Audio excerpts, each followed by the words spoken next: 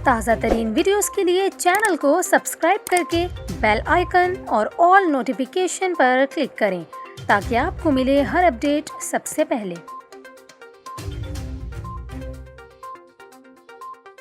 और यहाँ पर आपको खबर दें, कराची में सुप्रीम कोर्ट रजिस्ट्री में बम की इत्तला झूठी निकली। पुलिस ने इत्तला देने वाले शख्स को हिरासत में ले लिया। कानून नाफिज करने वाले इदारों की जानिब से सुप्रीम कोर्ट रजिस्ट्री की इमारत को क्लियर करार दे दिया गया है। आपको बताएं, इससे कबल इमारत में बम की इत्तला पर bomb disposal unit Karachi registry पहुंचा था, जबकि अमले की जानिब से कमरा अदालत और ब्रांचेस की सर्चिंग की गई और मुलाजमीन से कमरे भी खाली करा लिए गए थे। सर्चिंग के दौरान कराची रजिस्ट्री में कुछ देर के लिए दफ्तरी उमूर भी मुअत्तल रहे। सर्चिंग के दौरान सुराग रसां कुत्तों से भी मदद ली गई थी, जबकि रेंजर्स की जानिब से भी मेटल डिटेक्टर और सुराग रसां कुत्ते की मदद से सर्चिंग की गई।